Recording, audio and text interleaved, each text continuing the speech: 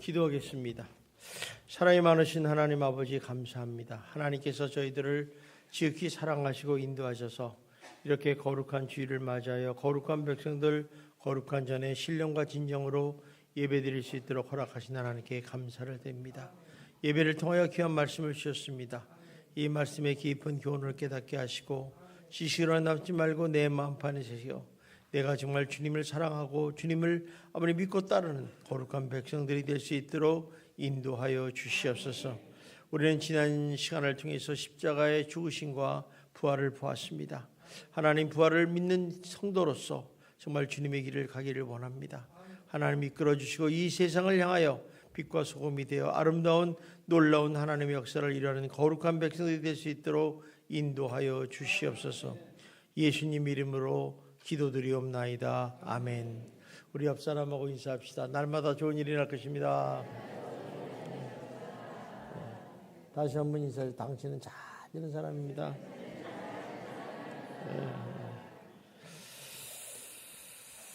오늘 말씀은 갈라디아 2장 20절 아주 중요한 말씀입니다. 우리가 십자가 그러면 딱 떠오르는 게 고통, 저주의 십자가 상징을 하죠. 그래서 어떤 사람은 교회에다가 십자가를 지면 왜 하필이면 저런 십자가를 교회에다가 졌을까 이런 얘기를 하고, 또 십자가 그러면 죄와 율법과 사단에 대해서 위대한 승리를 거둔 승리의 상징이기도 합니다. 또 십자가는 예수 그리스도의 완전한 순종과 자기 없는 우리들을 위해서 하나님이 자기의 그 완전한 사랑과 은혜를 상징하기도 합니다. 그래서 성경을 보면 이런 사실을 깨닫게 될 때 우리는 자신의 모든 자랑거리들을 보잘것없는 것으로 여기게 되고, 성도들에게 예수 그리스도를 있어서 십자가는 우리 인생에 있어서 참 중요하다 생각하고 날마다 순종하는 삶을 살게 된다는 것입니다. 그래서 성도들에게서 이 십자가는 아주 중요한 의미가 있습니다. 그것은 우리 인생에 있어서 터닝 포인트가 되는 것이기 때문에 그렇다는 것입니다. 그래서 여러분들이 예수 믿고 구원받았다는 것은 십자가 없이는 불가능했다는 것을 우리가 알 수가 있어요.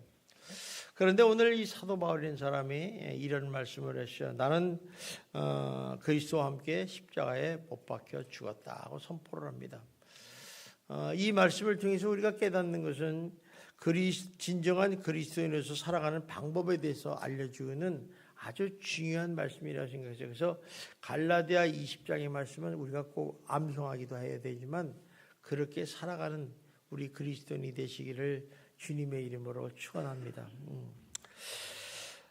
그렇다면 어떻게 살아야지 그리스도와 함께 십자가에 못 박힌 삶을 살아갈 수 있을까? 그래서 이제 많은 방법이 있지만은 세 가지로 크게 나누겠는데, 그리스도 예수의 십자가에 못 박힌 삶을 살기 위해서는 먼저 내가 그리스도의 십자가에 못 박혀 죽었다는 사실을 인정해야 된다는 것입니다. 우리가 자기가 누구인가를 인정할 때 비로소 자기 정체성을 드러내게 되죠. 그래서 우리 신앙생활을 하면 제일 먼저 우리가 깨달아야 될 것은 뭐냐면, 바로 나 자신이 십자가에 못 박혀 죽었다는 사실을 이제 받아들이는 것에서부터 시작이 된다는 거예요. 이것이 없으면 우리가 신앙생활을 못합니다. 처음에 보면 예수 믿습니다 그러면 교회를 나갑니다, 교회에서 봉사를 합니다 이런 얘기를 하지만은 사실은 그런 신앙생활은 올바로 신앙생활하기 어렵습니다. 예수님께서 내 자신을 위해서 십자가에 돌아가셨다, 이는 사실을 인정하는 거죠. 그렇구나, 나는 십자가의 죽음을 통해서 내가 새로 태어난 사람이구나, 이거를 인정할 때 십자가의 그 의미를 비로소 알게 된다는 것을 알 수 있습니다. 무슨 말이냐면, 십자가에 예수께서 못 박혀 죽었다는 얘기는 바로 자기 자신이 죽을 수 없고 예수와 함께 우리가 죽을 수가 있다는 것을 알 수 있습니다. 그래서 우리가 십자가에 못 박혀 죽어라 그러면 난 못 죽어요. 그런데 못 죽는 게 당연하죠. 우리 힘으로는 안 돼요. 예수님과 함께하면 우리는 십자가에 못 박힐 수 있다는 사실을 깨닫게 된다는 것입니다. 그래서 예수 그리스도는 나를 위하여 나의 죄를 대신해서 십자가에 못 박혀 죽으셨다는 것입니다. 이 말은 나를 위한 대속의 죽음을 말하죠. 예수님의 대속의 죽음을 이해를 하게 되면 내가 어떤 삶을 살아야 되는가를 알게 되는 거죠. 그래서 우리가 안다는 건 참 중요한 것 같아요. 어떤 사람은 아는 척하는 사람이 많은데 그걸 잘 모르는 거죠. 알면 길이 보이고 알면 지혜가 생기고 알면 삶의 방향이 보이는 것이 우리들의 모습이 아니겠습니까? 그래서 이제 이렇게 우리가 예수의 십자가를 밟은 율법의 정죄로부터 완전히 이제 해방된 것입니다. 그래서 갈라디아서 3장 13절에 이렇게 말씀하고 있습니다. 같이 한번 읽어봅시다. 시작. 예수 그리스도에서 우리를 위하여 십자가의 저주를 받은 바 되사 율법의 저주에서 우리를 속량하셨으니 기록된 바 남에 달린 자마다 저주 아래 있는 자라 하였습니다. 그러니까 우리가 율법의 저주에서 우리를 속량하셨다. 우리 해방됐다. 이렇게 말씀을 하고 있습니다. 그러니까 다시 말하면 예수님의 십자가의 죽으심은 율법을 주시고 저주를 담당하심으로써 우리를 죄와 죽음과 율법의 지배로부터 완전히 받지 않도록 했다는 것이죠. 그러니까 우리가 늘 죄 문제, 율법의 문제, 또 죽음의 문제에 대해서 고민하지만 십자가의 죽음을 깨닫게 되면 이를 이해할 수가 있다는 것입니다. 그래서 갈라디아서 6장 14절에 사도 바울은 이렇게 고백을 합니다. 봅시다. 시작. 그러나 내게는 우리 주 예수 그리스도의 십자가 외에 결코 자랑할 것이 없으니 그리스도로 말미암아 세상이 나를 대하여 십자가에 못 박히고 내가 또한 세상에 대해서 그러하니라. 자, 여기 사도 바울이 뭐라냐면 우리 주 예수 그리스도의 십자가 외에는 결코 자랑할 수 없다 이런 얘기죠. 이 말은 무슨 얘기냐면 나는 예수 그리스도와 함께 십자가에 못 박혀 죽었더니 깨달은 게 있는데 나는 십자가 중심의 삶을 산다 이런 뜻이에요. 우리가 예수를 믿으면서도 십자가 중심을 사느냐 아니면 내 중심에 사느냐를 알고 있죠. 그러면서 이제 세상이 나를 위해서 십자가에 못 박았다 이런 얘기는 우리가 이제 예수 그리스도를 말하면 세상에 대한 관심과 그런 사랑을 버린다 이런 얘기죠. 이게 십자가에 못 박혀 죽은 것은 이런 세상에 대한 관심과 세상을 향한 사랑 이런 것들을 포기한다 이런 의미가 있어요. 그래서 참 예수 믿는 사람들이 쉽지는 않겠다 생각을 합니다. 그렇다면 성도인 우리가 정말 십자가에 못 박혀 죽었느냐? 그렇지 않잖아요. 여러분이나 나나 십자가에 못 박혀 죽지 않았습니다. 그런데 왜 예수님께서 왜 우리 그리스도와 함께 십자가에 죽으면라고 인정하라고 그러는가? 이제 이유가 있죠. 그 이유는 바로 예수님께서 나를 사랑하시고 자기를 위해서 자기 자신을 버리신 하나님의 아들이라는 사실을 우리가 가르쳐주고 있어요. 여기 보면 갈라디아서 하반절에 보면 이제 내가 육체 가운데 사는 것은 나를 사랑하사 나를 위하여 자기 자신의 아들을 버리신 아들을 믿는 믿음 안에서 사는 것이라 이렇게 얘기를 합니다. 그래서 우리가 다시 말해서 그리스도 예수께서 십자가에 못 박히셔서 나를 사랑하사 나를 위하여 내 대신 십자가에 못 박히신 것이라는 것이죠. 그래서 우리가 십자가에 못 박히기 때문에 나도 그리스도와 함께 십자가에 못 박혔다는 사실을 인정한다는 것이죠. 말씀이 좀 어려워요. 어렵지만은 뭐 딴 거 다 잊어버려도 되지만 예수님께서 나를 위해서 십자가에 못 박혀 죽었으니 나도 이미 십자가에 못 박혀 죽은 사람이다 하고 인정을 하는 거죠. 여기서부터 출발한다는 것을 우리가 알 수 있습니다. 성도인 우리는 그리스도와 함께 아주 신비한 연합을 가지고 있어요. 그래서 이걸 성경에서 말하면 포도나무와 가지다 이런 얘기를 했죠. 그죠? 나는 포도나무야 너희는 가지라. 이게 연결되어 있다. 당연한 거죠. 당연한 거죠. 또 교회론에 서서 교회에 지체가 된다 이런 얘기도 하고 또 부부간의 관계도 연합됐다 이런 것을 보여주고 있습니다. 따라서 이제 그리스도 예수와 하나가 됐기 때문에 우리 같이 십자가에서 죽고 함께 부활하고 함께 천국에 올라가는 거죠. 이건 다 예수 그리스도로 말미암은 거죠. 우리 스스로는 할 수가 없다는 것입니다. 그래서 에베소 2장 5절 6절에 이렇게 말씀합니다. 봅시다. 시작. 허물로 죽은 우리를 그리스도와 함께 살리셨고 너희는 은혜로 구원을 받은 것이라 또 함께 일으키사 예수 안에서 함께 하늘에 앉았다. 그러니까 예수 그리스도와 함께 아니면 살 수가 없다는 거예요. 그러니까 우리가 예수 믿고 구원받았잖아요. 예수님이 십자가에 못 박혀 죽으심으로써 우리가 구원을 받았고 또 예수님의 십자가에 인해서 우리가 다시 부활하셔서 그리스도 안에서 하나님께 하늘에 오를 수 있었다. 이게 다 예수 그리스도와 함께하는 삶을 살 때 우리가 비로소 구원받는 인생을 살 수가 있다는 것입니다. 그래서 많은 사람들이 그런 얘기를 해요. 예수 믿으면 구원받으니까 나는 한 번 믿고 적당히 믿는다. 절대 않습니다. 저는 그렇게 강조하고 싶지 않아요. 그러니까 예수를 믿고 구원을 받았다면 예수의 믿음으로 살아야 돼요. 그리고 믿음으로 천국 가는 거예요. 그런데 예수 믿고 구원받았는데 그냥 막 살아. 내 뜻대로 살다가 천국 간다? 그거는 상식적으로도 이해가 안 가는 얘기죠. 여러분이라면 이해 가겠습니까? 예수 믿고 구원받았는데 나중에 내 맘대로 막 살아. 나쁜 짓도 하고 뭐 안 할 짓도 하고 다 살다가 예수 믿으니까 천국 간다. 야, 이게 공의가 깨지는 거예요. 그런 법이 없어요. 항상 우리는 믿음으로 태어나서 믿음으로 살다가 믿음으로 천국 가는 거죠. 우리 삶은 믿음으로 사는 게 굉장히 중요하다는 것을 알 수가 있습니다. 그래서 이제 내가 십자가에 못 박힌 것은 무엇에 대해서 십자가에 못 박혔는가? 이걸 좀 알면 좀 쉽죠. 그게 이제 갈라디아서 5장 24절에 나와요. 우리가 같이 한번 읽어봅시다. 시작. 그리스도 예수의 사람들은 육체와 함께 맞아요. 그리스도 예수의 사람들은 육체와 함께 그 정욕과 탐심을 십자가에 못 박아 죽었다 이런 얘기죠.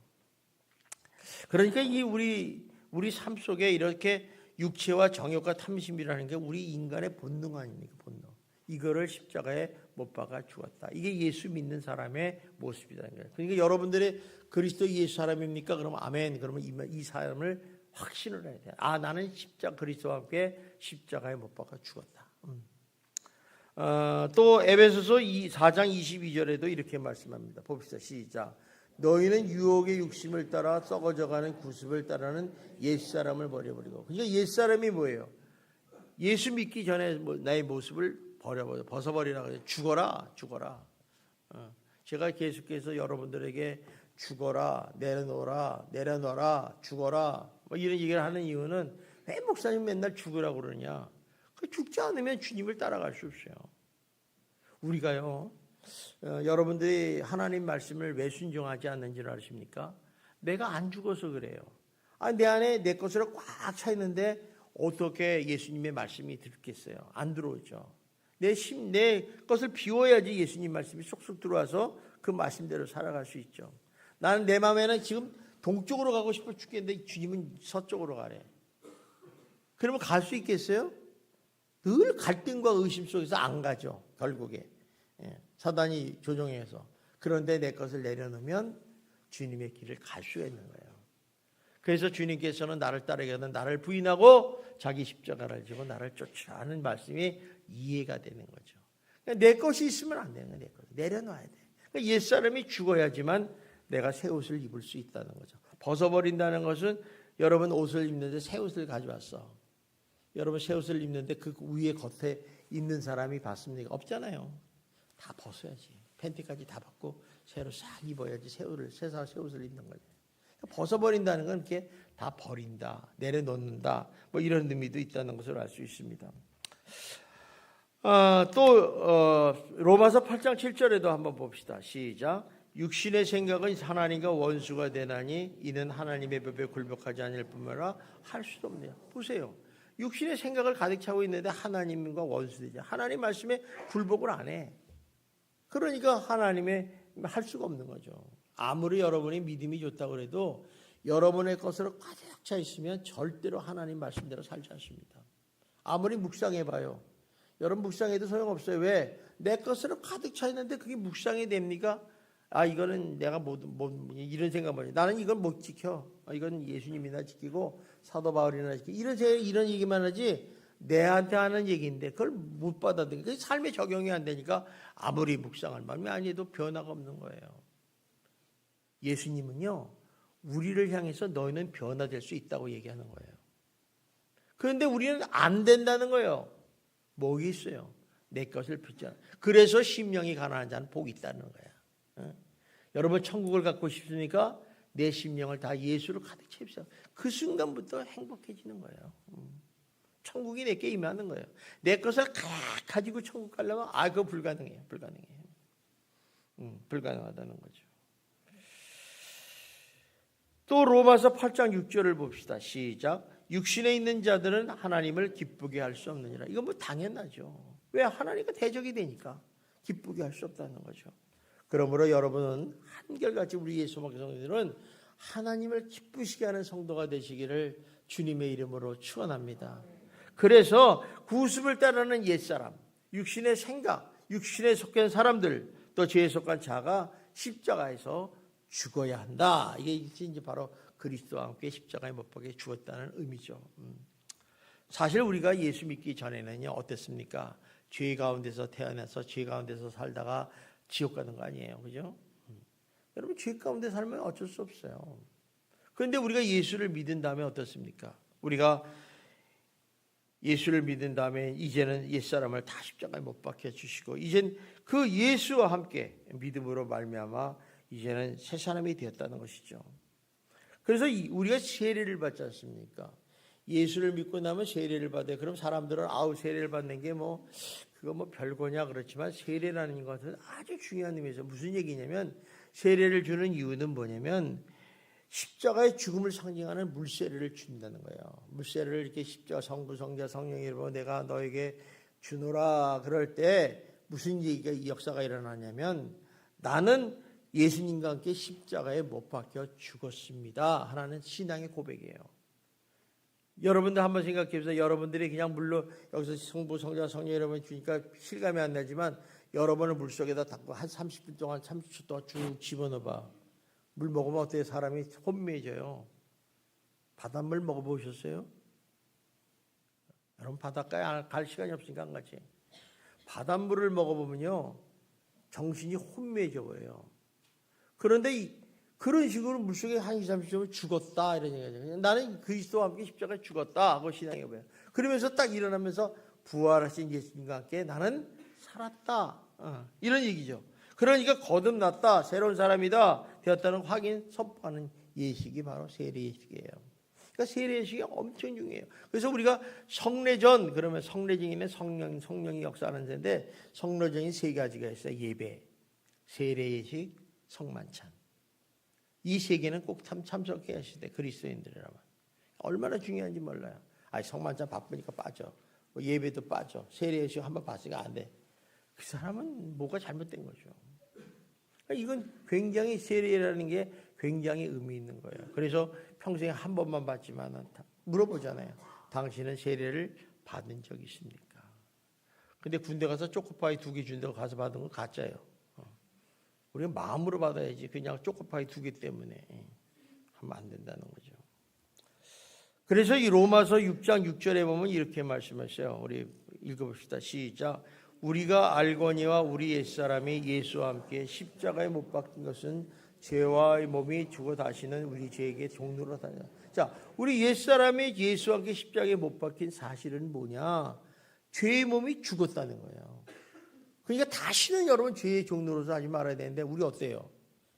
죽었다는데 안 죽어가지고 계속 죄 노릇 하잖아요. 그죠? 기가 막힌 인생이에요. 기가 막힌 인생. 자, 로마서 6장 11절을 봅시다. 시작. 이와 같이 너희도 너희 자신을 죄에 대해서 죽은 자요 그리스도 예수 하나님 위해서 살아있는 자로 여길지니라. 그러니까 이렇게 우리가 죽고 살아가는 이 신비한 영합을 영적인 신비한 그리스도와 함께 이 신비한 연합을 가지고 있었다는 것을 알 수가 있습니다. 그래서 이거를 성경에서 뭐라면 포도나무와 가지를 비유해요. 포도나무. 여러분 포도나무에 가지가 붙어 있는 게 당연한 거예요? 당연하지 않은 거예요? 당연한 거죠. 성도라면 교회에서 교회의 지체가 되는 게 당연한 거예요. 부부가 서로 하나가 되는 게 당연한 거죠. 그죠? 부부가 이렇게 벌거를 한다. 부부가 이혼했다. 이건 부부가 아니에요. 그러니까 이렇게 신비한 결합이 되어 있다는 거예요. 그러니까 우리가 그리스도와 함께 하나가 됐으니까 어때요? 함께 그리스도와 함께 죽을 수 있어요. 그리고 그리스도와 함께 부활할 수 있고 그리스도와 함께 하늘에 올라가 천국의 보좌에 앉을 수 있다는 것이죠. 그게 이제 성경에 정확하게 나와 있어요. 에베소서 2장 5절 6절입니다. 봅시다. 에베소서 2장 또 없앴나? 자, 에베소 2장 5절 6절 제가 읽을게요. 찾았어요? 너희 은혜로 구원받은 것이라 또 함께 일으키사 그리스도 예수 안에서 함께 하느라. 그래서 함께 살리셨고 함께 죽었는데 함께 부활하셨고 함께 일으키사 그리스도에서 함께 하늘로 간다. 그러니까 항상 예수 믿는 사람들은 십자가에 못 박힌 사람은 예수와 함께 살고 죽고 부활 승천하는 거예요. 함께라는 단어를 잊지 마. 우리는 하나가 됐어요. 그리스도와 함께. 십자가에 죽었다는 얘기는 그리스도와 나와 하나가 됐습니다. 이런 신앙의 고백이에요. 자, 얼마나 놀라운 일인지 몰라요. 그래서 이제 내가 십자가에 못 박혀 죽었다는 것은 무엇에 대해서 죽었는가? 그럼 구체적으로 물어봐야 될 거냐? 나 십자가에 죽었는데 무엇에 죽었냐? 갈라디아 5장 24절에 잘 나와 있어요. 봅시다. 5장 24절. 혼매졌어요. 갈라디아서 5장 24절. 자, 시작. 그리스도 예수의 사람들은 육체와 함께 그 정욕과 탐심을 십자가에 못 박았느라. 자, 예수 믿는 사람들은 육체와 함께 정욕과 탐심을 십자가에 못 박아 죽었다. 얼마나 놀랍습니까? 얼마나 놀랍습니까? 또 에베소서 4장 22절을 봅시다. 시작. 너희는 육조의 육심을 보다 저에서 구습을 따르는 옛사람을 벗어버렸다. 그저 벗어버렸죠. 또 봅시다.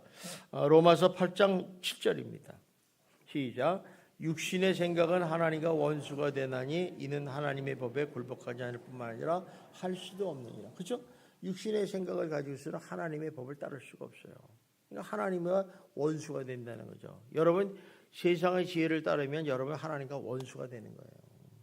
아무리 난 원수가 아닌데 난 예수 믿는데 그거는 자기 생각이기에 하나님 법에 하나님 말씀에 굴복하지 않을 수 없다는 거예요. 또 로마서 8장 8절 봅시다. 시작. 육신에 있는 자들은 하나님을 기쁘게 할 수 없다. 이렇게 얘기하는 거죠. 그죠? 그러니까 이런 것들을 보면 우리가 예수 믿는다는 게 얼마나 중요한지. 그러면 우리가 참 신앙인가 가짜 신앙인가를 우리가 분별하는 첫 번째 요소는 뭐냐? 내가 그리스도와 함께 십자가에 죽었다는 것을 인정해야 된다는 거예요. 인정해야 된다. 그러니까 여러분들이 딴 거 다 잊어버려도 괜찮지만 나는 예수 그리스도와 함께 십자가에 못 박혀 죽었습니다 하고 인정하면서 살아가는 성도가 되시기를 주님의 이름으로 축원합니다. 자, 그래서 누가복음 12장 16절 19절에 보면 나라는 단어가 나와요. 내가 하는데 이게 6번이 나와요. 짧은 3장의 9절에서 나오는데 한번 읽어봅시다. 나왔으니까 시작. 또 비유로 그들이 말하여 이르시되 한 부자가 그 밭에 소출이 풍성함에 심중에 생각하여 이르되 내가 곡식 쌓아둘 것이 없으니 어찌할까 하고 이르되 내가 어떻게 하리라. 내 곡간을 헐고 더 크게 짓고 내 모든 곡식과 뇌물을 거기에 쌓아두라. 또 내가 내 영혼에게 이르되 영혼아 여러 해 쓸 것은 물건을 많이 쌓아두었으니 평안히 쉬고 먹고 마시고 즐거이 하자 하리라 하되 하나님은 이르시되 어리석은 자여 오늘 밤에 내 영혼을 도로 찾으리니 그러면 내 준비한 것이 누구의 것이 되겠느냐 하셨으니 자기를 위해 재물을 쌓아두고 하나님에 대해서 부여하지 못한 자가 이와 같으니라. 자, 내가라는 단어가 뭐예요? 내 생각대로, 내 능력대로, 내 힘대로, 자기 중심대로 살아가는 거야. 자기가 하나님이에요. 자기가 다 판단하는 거야. 야, 근데 돈이 이렇게 많이 벌었으니까 이제 창고를 짓고 창고에다 짓고 내일은 이제 편안하게 이렇게 쉬어야 되겠다. 뭐 이게 다 내가 한 내 영혼을 쫓아. 근데 주님은 뭐예요? 오늘 밤에 내 영혼을 찾으리라. 무슨 말이에요? 생사와 복의 하나님이에요. 생과 사와 복을 주시는 분이 하나님이라는 거죠. 이거를 잊어버리는 거예요. 그래서 옛사람의 특징은요, 자기 중심, 나 중심이에요. 내가 아니 왕이에요. 내가 교회 가고 싶으면 가고 안 가고 싶으면 안 가고. 여러분 빨리 옛사람을 버리셔야 돼요. 여러분이 예수를 믿는다면, 그리스도 예수 사람이라면 나를 버리시고 예수를 내 삶의 중심에 두기를 주님의 이름으로 축원합니다. 사도 바울도 마찬가지. 사도 바울도 예수님이 십자가에 못 박혀 죽으시고 부활하신 것을 인정하기 전에는요, 자기 자랑을 엄청나게 했던 사람이에요. 사실 이렇게 자랑하면 좀 열받잖아요. 나는 8일 만에 할례를 받았다. 무슨 얘기예요? 우리 조상은 아브라함이다. 이게 아브라함. 유대인들은 할례에 대해서 엄청난 자부심이 있잖아요. 그 다음에 나는 히브리인 중에 히브리이다. 또 나는 가말리엘 문화에서 공부했다. 나는 바리새인 중에 바리새인이다. 바리새인 율법에 대한 흠없는 자다. 이렇게 자기 자랑, 자기자가 만족한 사람이었다는 거죠. 그런데 이 사람은 어떤 사람이에요? 또 로마 시민권자예요. 그 당시에 로마 시민권은 건들지를 못했어요.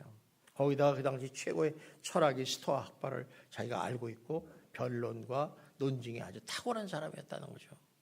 이렇게 자랑하던 사람이었어요. 그런데 이 사람이 부활하신 예수님을 만나고 난 다음에 어떻게 살았습니까? 완전히 바뀌어버린 거예요. 어떻게 바뀌었느냐? 그것이 이제 사도행전 9장 20절에 나옵니다. 봅시다. 시작.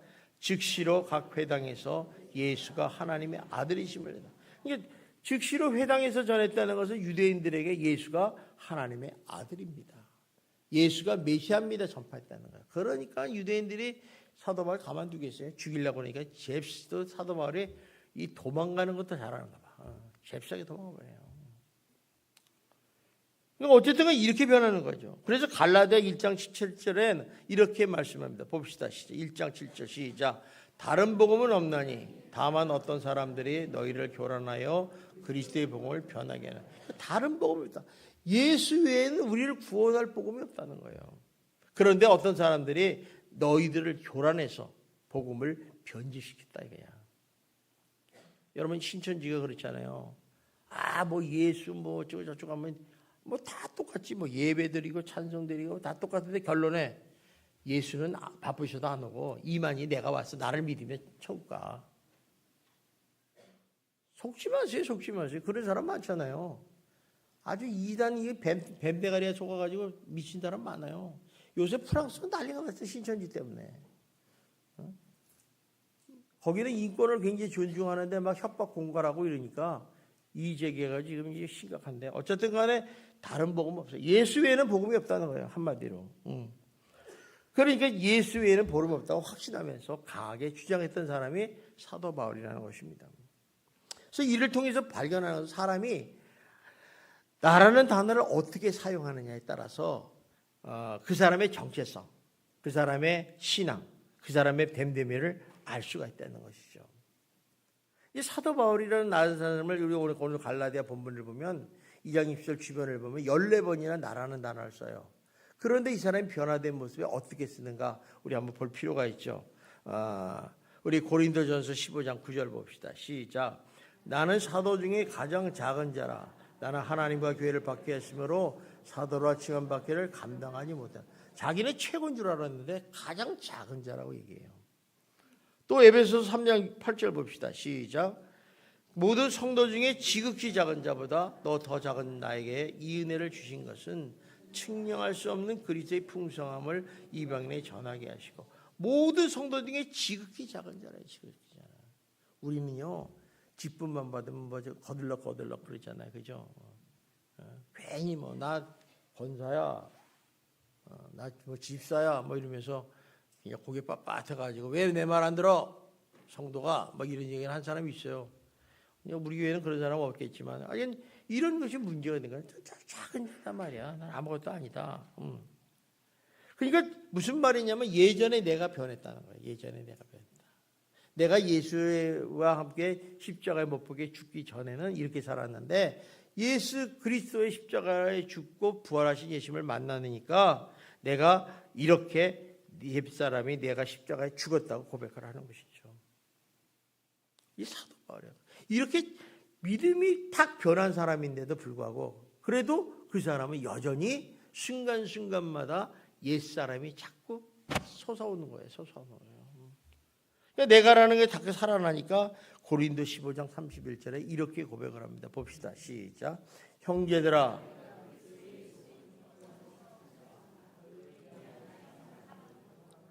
나는 날마다 죽노라. 우리 그렇지 않습니까? 여러분도 신앙생활하면서 믿음 생활하면서 자꾸 부스부스 올라오잖아. 분노하고 막 미워하고 시기하고 막 올라오잖아요. 옛사람의 모습 아니에요. 그죠? 그러니까 날마다 죽어야 돼요. 죽지 않으면 안 되잖아요. 이 날마다 죽는다는 얘기는 나는 이제 십자가에 못 박힌 사람인데 자꾸 옛사람으로 돌아가려는 얘기가 들을 수 없다 이게야. 날마다 난 죽기 위해서 뭘 해야 돼요? 주님 앞에 밑에 가서 회개하는 거죠. 회개. 하나님 나를 죽여주세요. 그래서 어떻게 보면 기도는요, 나 자신을 정확히 아는 사람이 기도하는 거예요. 우리가 왜 기도할 때 무릎을 꿇고 기도하는 줄 아십니까? 나는 보잘것없는 존재입니다. 이걸 깨닫는 건 사람이에요. 지금 의자에서 앉아서 하니까 그런 기도를 안 하지만 사실은 성경을 보면 기도한다 그러면 무릎을 꿇고 두 손을 들고 기도하잖아요. 항복, 하나님 항복 이렇게 기도하는 거죠. 그 회개의 자리가 얼마나 축복의 자리인지를 우리가 알 수 있다는 것을 알 수 있습니다. 그러니까 이처럼 예수를 믿는데도 불구하고 여전히 옛사람 옛자가 십자가를 죽지 않았다고 십자가에 죽기 길을 쓰니까 또 예수를 믿으면서도 여전히 자기 잘남한테 살지 않습니까? 그죠? 여러분 얼마나 자기 잘남한테 살아요? 고집 더럽게 부리죠. 남의 소리는 다 틀린 거야. 자기 소리만 맞아. 그리고 자기가 살아있으니까 내 삶이 힘들어져요. 내 삶이. 그리고 내 신앙이 점점 어려워져. 힘들어져요. 이게 아닌데 누가 도와주질 않아.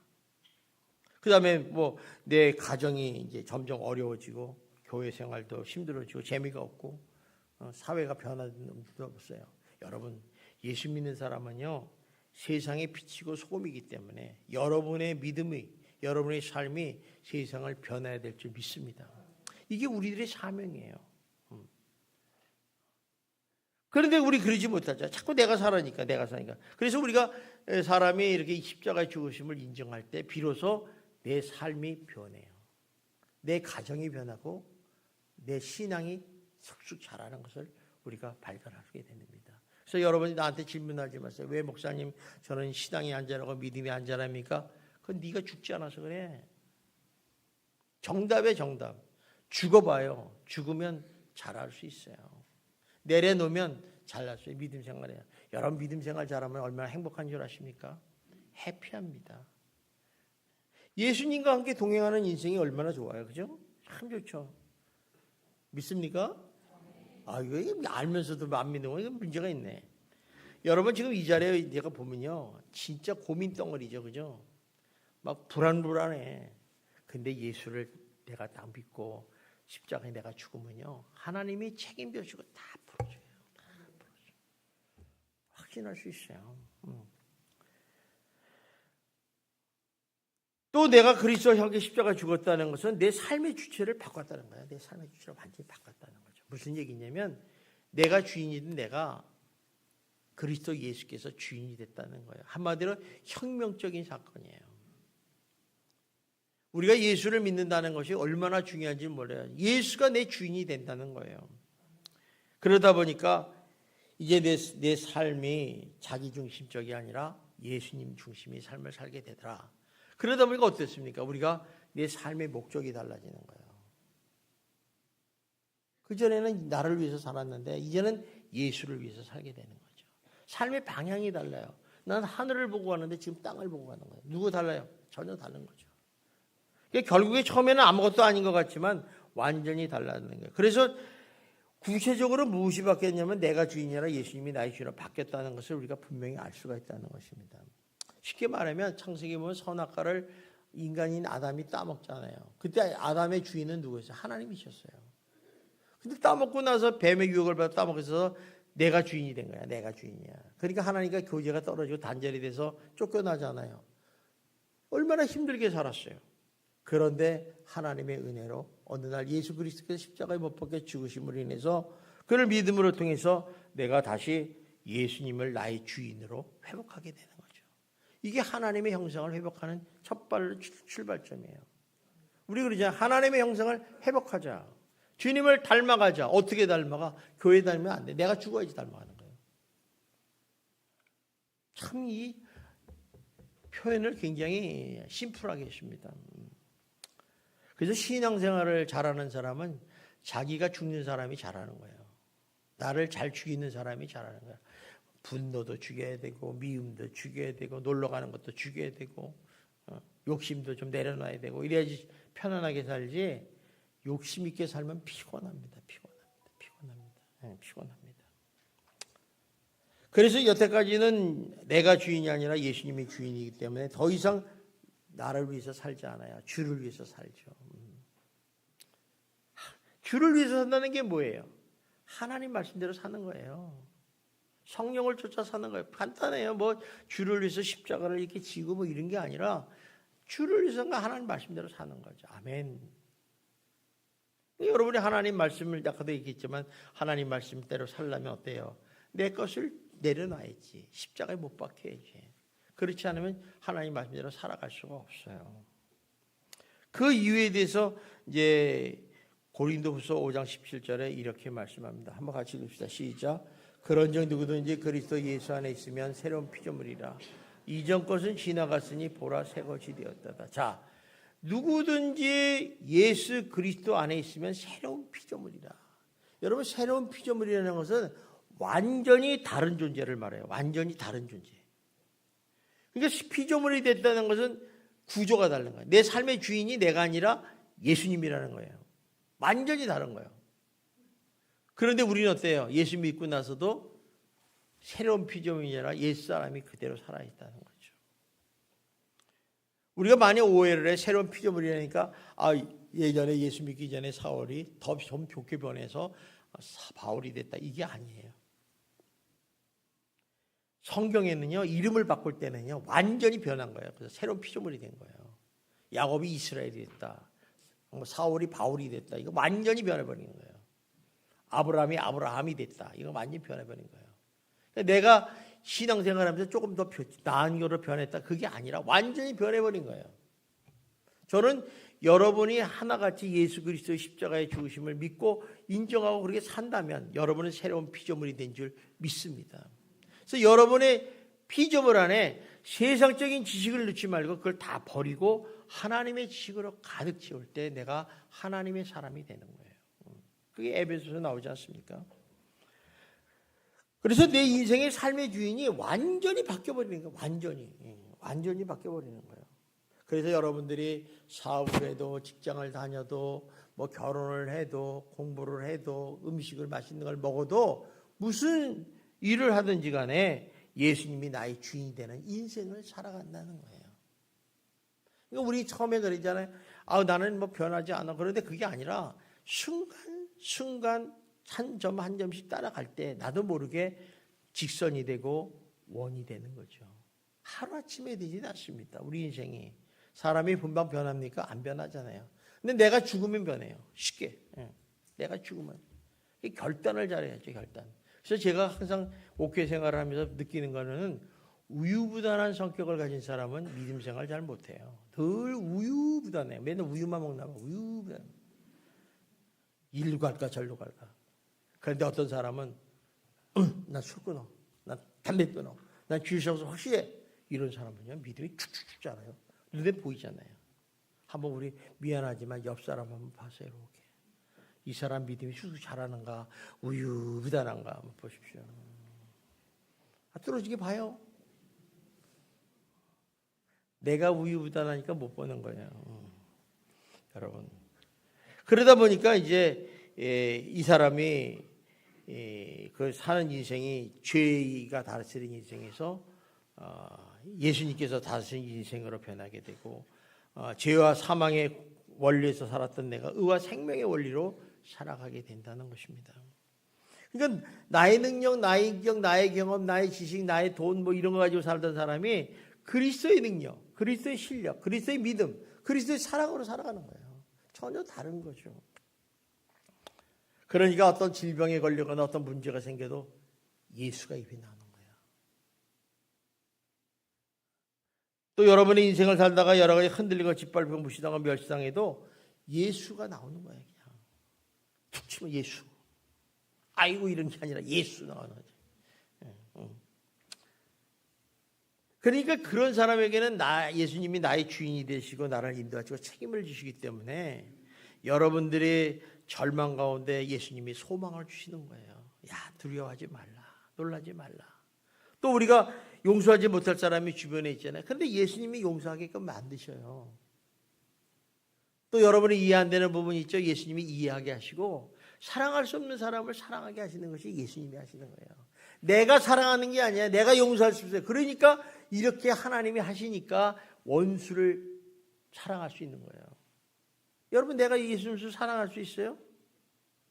못 사랑이죠. 그건 내 힘으로 안 되는 거예요. 그 자꾸 말씀을 자기 잣대로 보면 안 되는 거예요. 예수님이 이 자리에 있는가, 내 안에 있는가, 그러면 나 할 수 있는 거예요. 예수님과 함께 십자가의 길을 가는데 나도 갈 수 있는 거죠. 그런 믿음이 없으면 갈 수가 없는 거예요. 늘 우유부단하죠. 우유부단.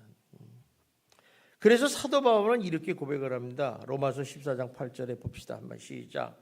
우리가 살아도 주를 위해서 살고 죽어도 주를 위해서 죽나니 그러므로 사나 죽으나 우리가 주의 것이다. 살아도 주를 위해서 살고 죽어도 주를 위해서 살고 사나 죽으나 우리 것이다. 믿습니까?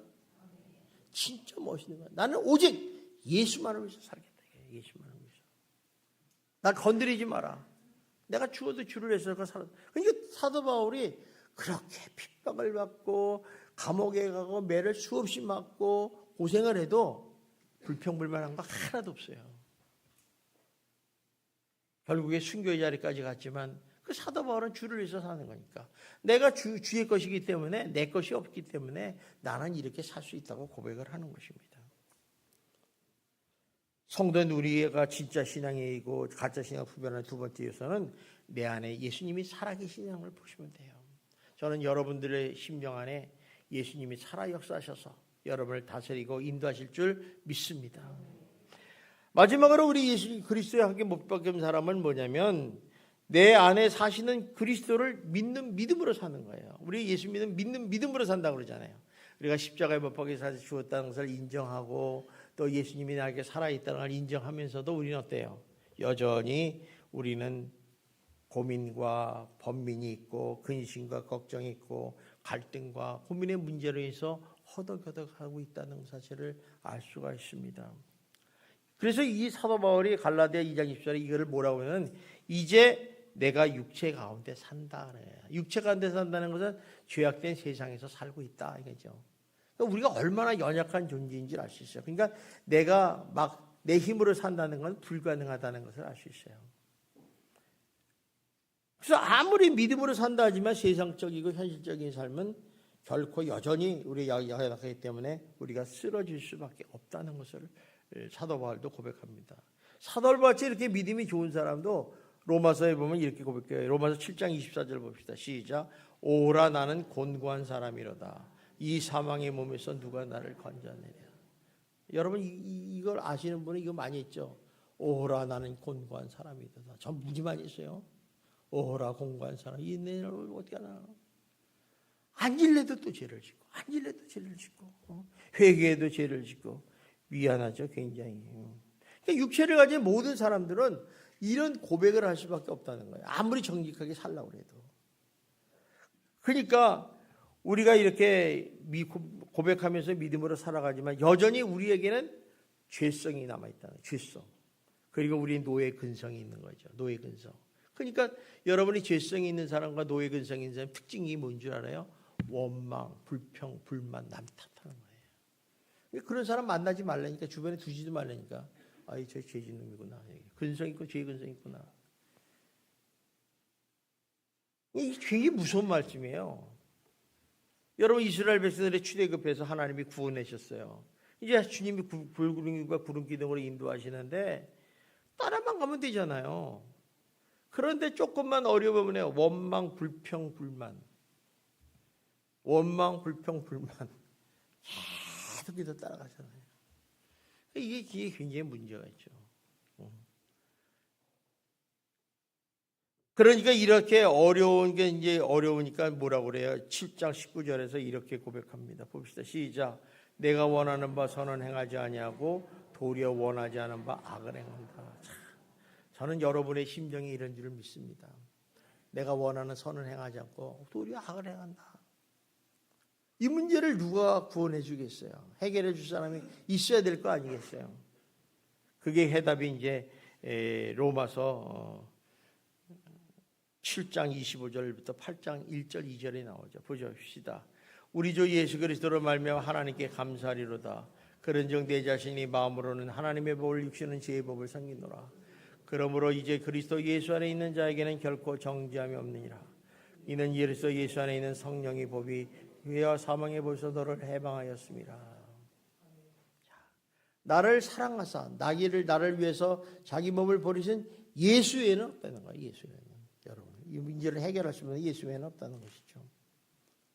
그래서 우리가 믿는 게 뭘 믿냐? 이 사실을 믿는 거예요. 예수 외에는, 나를 사랑하사 나를 버리신 예수 외에는 해결할 수 없다는 걸 믿는 거예요. 그래서 이 예수님은 모든 것을 합력해 선을 이루시는 분을 우리가 믿는 거죠. 내 이름으로 어찌할 수 없는 것을 사랑을 이루시는 하나님을 믿는 거예요. 이게 믿는 거예요. 그래서 진짜 신앙인과 가짜 신앙을 분별하는 세 번째 기준은 믿음으로 사는가예요. 믿음으로 사는가. 왜 믿음이 중요한 줄 아세요? 믿음은요, 그리스도와 함께 십자가에 죽은 사람들의 삶의 방식이기 때문에 그래요. 십자가에 못 박혀 죽은 사람은 믿음으로 사는 거예요. 근데 안 죽은 사람은 믿음으로 안 사요. 자기 생각으로 사는 거예요. 여러분 그러지 않은지 한번 생각해 보세요. 내 믿음의 대상은 예수 그리스도 아닙니까? 그죠? 그러니까 우리가 이렇게 믿음으로 산다는 것은 일시적인 믿음이 아니라 지속적인 믿음이에요. 날마다 순간마다 모든 상황에서 믿음으로 살아가는 거죠. 뭐 살다 보면 불이 있고 손해도 볼 수 있잖아요. 그래서 그래 가지고 이제 오면 믿음과 상관없이 세상적인 방법을 타협하고 유리한 방법으로 살아가는 그런 게 믿음으로 사는 게 아니라 믿음으로 사는 것은 오직 예수를 믿고 믿음으로 사는 거예요. 그러니까 믿음은 부활하신 예수님과의 만남의 통로가 될 수가 있죠. 그래서 믿음으로 산다는 게 얼마나 중요해요. 그래서 갈라디아 교인들에게 복음과 율법의 문제가 생겼을 때 이 바울이 너희는 믿음으로 구원받았지 않느냐. 믿음으로. 그래서 하나님 믿음 없이는 기뻐하지 않는다고 히브리서 11장 6절에 말씀합니다. 우리 한번 읽어봅시다. 시작. 믿음 없이는 하나님을 기쁘게 하지 못하나니 하나님께 나아가는 자는 반드시 그가 계신 것과. 그러니까 믿음 없이는 하나님을 기쁘게 하지 못한다. 아무리 잘난 척하고 난리 쳐도 믿음 없이는 안 되는 거예요. 믿음은 하나님이 보시는 거예요. 그러니까 믿음은 이해하지 못하는 것도 이해가 되죠. 사랑할 수 없는 데도 사랑할 수 있고 용서할 수 없는 데도 용서할 수 있는 게 믿음이에요. 그래서 이제 히브리서 11장에 보면 에녹, 노아, 아브라함 나오는데 다 뭐 말도 안 되는 얘기죠. 근데 믿음으로 이렇게 살아가는 사람들. 그 바로 그리스도와 함께 십자가에 못 박힌 사람들의 대표적인 예를 들어서 하나님께서 말씀하시는 것입니다. 그래서 믿음으로 산다는 것은 예수 그리스도의 지배와 인도하심을 인정하며 사는 것이고 믿음으로 사는 것은 성령 안에서 성령을 쫓아 사는 거예요. 그래서 성도가 믿음으로 산다는 게 이렇게 중요합니다. 우리 한번 따라합시다. 성도는 믿음으로 산다. 다른 거 다 잊어버려도 이거 하나만 놓치지 마세요. 믿음으로 사는 거예요. 믿음으로. 그래서 요한일서 5장 4절에 이렇게 고백을 합니다. 시작. 무릇 하나님께로부터 난 자마다 세상을 이기느니라. 이 세상을 이기는 승리는 이것이니 우리의 믿음이야. 정확하게 답이 났죠. 세상을 이기는 승리의 방법은 믿음밖에 없다. 이런 얘기예요. 믿음. 성도 여러분, 오늘 이 자리에 많은 문제를 가지고 나오시는 분들이 있을 거예요. 해결하지 못하는 문제들. 어떤 분은 질병의 문제, 어떤 분은 자녀들의 문제, 어떤 사람은 사업의 문제, 어떤 분은 실패한 그런 고난의 문제, 또 여러 가지 있으면 용서하지 못하는 문제도 있을 거예요. 그러나 여러분 걱정할 필요가 없어요. 우리가 예수 그리스도와 함께 십자가에 못 박혀 죽은 사람들은 어떤 얘기냐면 주님께서 책임져 주세요. 왜? 함께 가기 때문에. 우리 혼자가 아니에요. 함께 간다니까. 여러분이 아무리 죽을 질병에 걸렸어도 주님이 우리를 사랑하시기 때문에 우리를 외면하지 않으세요. 아, 네가 정말 아프구나. 사업에 실패하고 사업이 잘 안 돼요. 주님이 외면하지 않으세요. 그래, 나한테 구하라 말씀하시잖아요. 얼마나 사랑하고 위로의 하나님이십니까? 그러니까 예수의 보혈의 피로 모든 문제와 아픔과 상처를 감싸주시고 치유하신다는 것이죠. 그러므로 이런 하나님의 아들을 믿는 믿음 안에서 사셔서 여러분 승리하는 인생을 살아가시기를 주님의 이름으로 축원합니다. 우리 기도하겠습니다. 우리 한 1분 동안 기도하는데 나는 정말 내가 그리스도와 함께 십자가에 못 박혀 죽으심을 인정하고 있는가? 내 안에 살아계신 하나님이 살아계시고 있는가? 또 나는 믿음 안에서 믿음으로 살고 있는가? 한번 생각해 보면서 하나님, 그렇다면 우리는 정말 주님 안에서 승리하는 인생을 살게 하여 주시옵소서. 우리 다 같이 기도하고 마치겠습니다. 할렐루야. 하나님 아버지 감사합니다. 하나님께서 저희들을 인도 보호하시며 역사하기를 원합니다. 정말 내가 예수 그리스도와 함께 십자가에 못 박혔다고 고백할 수 있는 신앙을 갖게 하여 주시고 내 안에 살아계신 역사는 예수님이 함께 하셔서 믿음 안에서 승리하는 인생을 살게 하여 주시옵소서. 생사화복을 주관하시는 그 하나님을 나는 믿습니다. 하나님 아버지, 우리들의 생과 사와 화복을 가지고 계시오니 우리들 모두 주님을 믿고 주님을 따라가는 거룩한 믿음의 성도들이 될 수 있도록 인도하여 주시옵소서. 하나님 도와줄 줄 믿습니다. 하나님 역사해 줄 줄 믿습니다. 하나님 역사